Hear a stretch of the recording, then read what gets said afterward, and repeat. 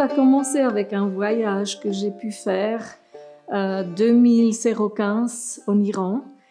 C'était un voyage un peu de rêve depuis mon enfance parce qu'on était en voiture depuis Zurich. On a fait tout le trajet via le Balkan, la Turquie, l'Anatolie. Et après, on est entré en Iran. Et finalement, on est arrivé à Isfahan. Et c'est là où on a connu aussi des artistes à travers un copain zurichois qui s'appelle Jan Morgenthaler, qui a vécu dans les périodes de Khatami dans cette ville. Et on a fait des visites d'ateliers, on est parcouru dans la ville, on a participé un peu à la scène artistique aussi, alors vernissage et des choses comme ça. Et finalement, alors à peu près 018, l'idée est née de rester en contact avec ces artistes, de planifier une exposition.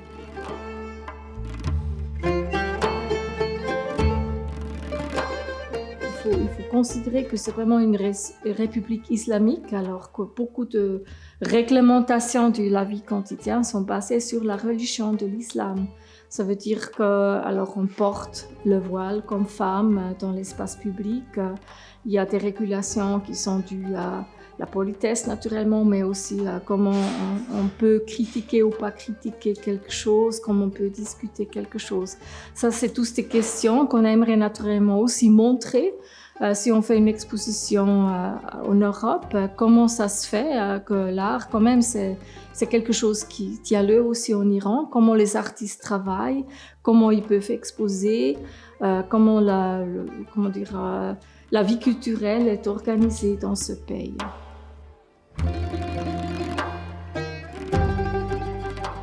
Il y a aussi des autres artistes avec un contexte iranien, mais qui sont plutôt liés en Europe, dans une diaspora iranienne qui existe naturellement aussi depuis les années 79, alors 40 ans pendant la période de la République islamique.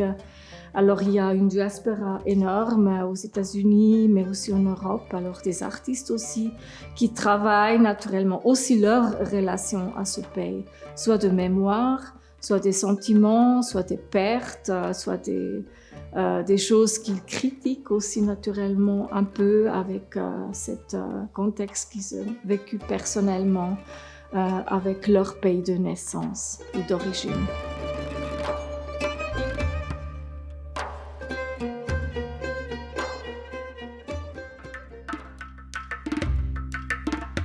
I'm a visual artist, or I would say I'm an interdisciplinary artist based in Switzerland, and I do my own research at the University of Bern. This project, it is about the river which has dried out since 2009, and I do an ethnographic research about this river. I do ethnography because I like to hear the people's stories.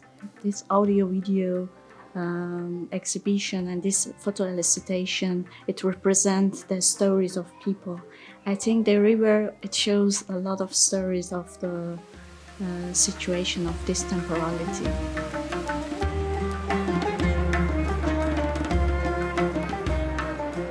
Every time that I was going back home to visit my family and friends in the city, so it started to tickling my own senses, and I have decided to consider and perceive my own sensory approach and how things has changed and how this temporary situation, temporary river, had impact on the social and cultural level in the city. It can be a good allegory, like unfortunately things are changing so fast, and it has so much influences, like negative influences on people's life in Iran. I think the story of this river can be somehow metaphor of what is going on at the moment.